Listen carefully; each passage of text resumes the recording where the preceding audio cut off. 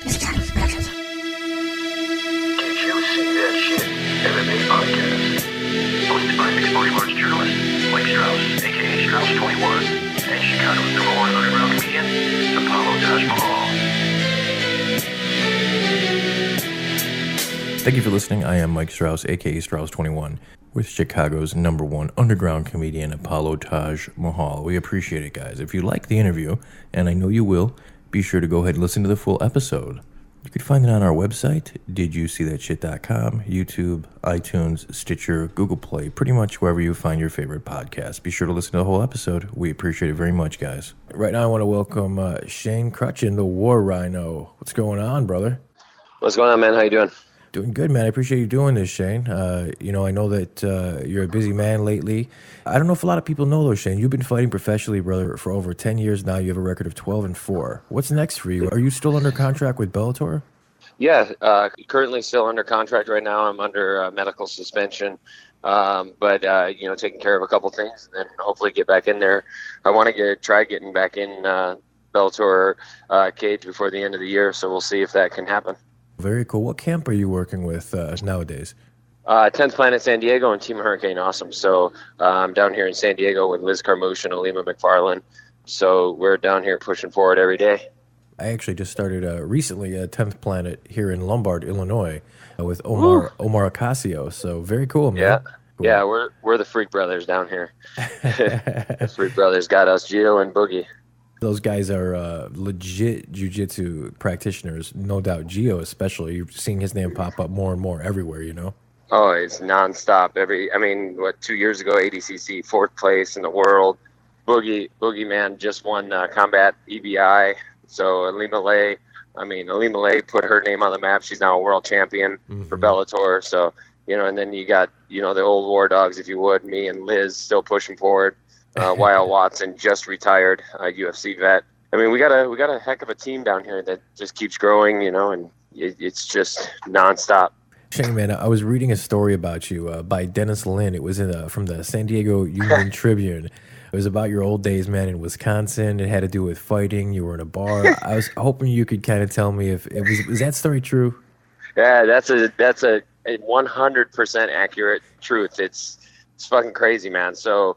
In 2005, I was medically retired out of the Marine Corps. A little bit later that year. Thank you for your service. Yeah, absolutely. Later that year, I fell into drugs and depression real bad, survivor's guilt issues and whatnot. And I blew up to about 260 plus pounds. I remember the day pretty vividly. I had just gotten done eating. I was probably 5 or 6 drinks in. And my buddy calls me and goes, "Do you want to go to some MMA fights?" And I said, "MMA." And I was kind of lopsided in my head. I was like, MMA. Wait, I think I've seen that on TV. And so, I mean, at the time, Tito Ortiz and BJ Penn were just killing everybody on the scene. And Chuck Liddell was starting his reign. And I was like, okay. I was like, sure, yeah, let's go to that show.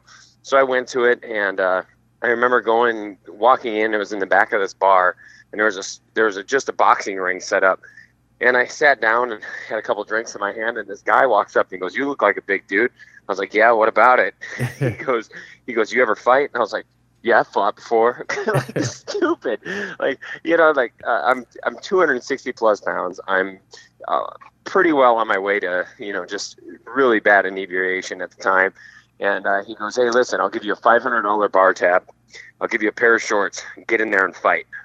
And I was like, "Okay, easy." And got in there and I fought 15 minutes, man, a heavyweight. And that was my first introduction in MMA, and I ended up winning a decision. So it wasn't pretty. We were the only decision of the night, and we were the heavyweights.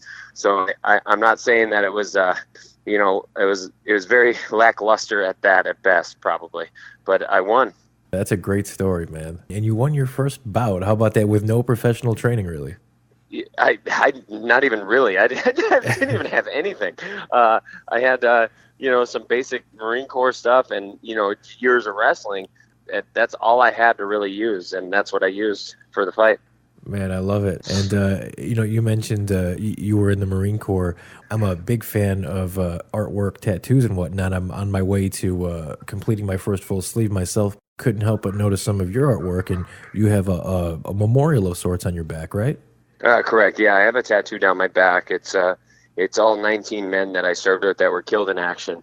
I ended up getting the tattoo in 2009 after I tried to kill myself. I got it as kind of a, well, I always had their 6, and now they're going to have my 6 the rest of my life. And I couldn't let them down. So I had to put their names on my back, so that way I always have something to keep driving forward for. Man, that's really cool, brother. I appreciate that. And thanks again for your service. I can't wait to see what Bellator's got in store for you next. We didn't get to see too much of you in your last fight, Yeah.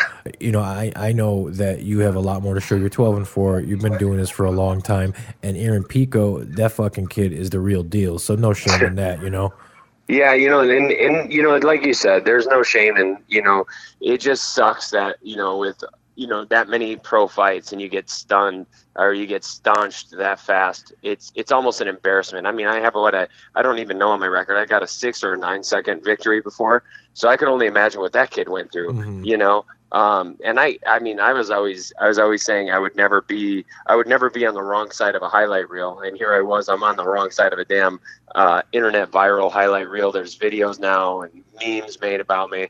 It is what it is.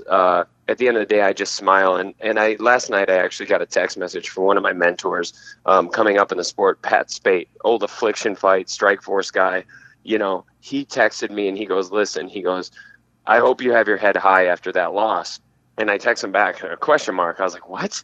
And he goes, listen, when you're around the sport for this long and you've been fighting this long, you're bound to lose a fight getting starched that fast. You're bound to. But you only get the chance to get starched if you actually get in there and put the work in, and you're willing to go toe-to-toe with another human. And I was thinking, holy crap, he's right, So, like you said, 12-4 isn't a shame record. I mean, I got nothing to hold my head low about. I can only pick my head up and push forward. And, people are going to, in my next fight, I am moving up in weight class. I'm no longer going to be at 145. So you're going to see a much healthier, much more prepared fighter coming up, and Aaron Pico's a gangster. I got to give my credit to him. He will be a world champion. I've been hit by numerous people. I've been hit by, I fought Luke Zacharich, Gerald Mershard. I fought killers, and I've never been hit as hard as I've been hit by that left hook from Aaron Pico. And for the people questioning that, they've probably never been hit in the fucking liver, Well, not even liver. Like, you got hit in the liver twice, and the first hit he hit me with, if you guys notice in the fight, the first one he hit me, people couldn't really see it because it was kind of like a looping liver shot. I buckled because it broke my ribs. The second one hit me dead in the button. I was still stunned when I stood up to go toe to toe with him. After Mike Beltran stood us up. But I'm a fighter. I'm a prize fighter that's willing, kill or be killed, and I'm willing to go out on my shield if that's what it takes. So there's no way I wasn't answering Mike Beltran telling us to stand up and go face to face again. So you mentioned too that you're going to go up in weight class, and I'm glad. I was going to ask you about that too, because it said you're like 6'1". You're pretty damn big, 145er. Yeah, I know. I've fought in every weight class from heavyweight all the way to 145. The only weight class I haven't fought at that I would take a short notice fight for would be 170. Because that's the only weight class I haven't fought in, man. Otherwise, I'd fill it all in. That would kind of be a good storybook ending to my career.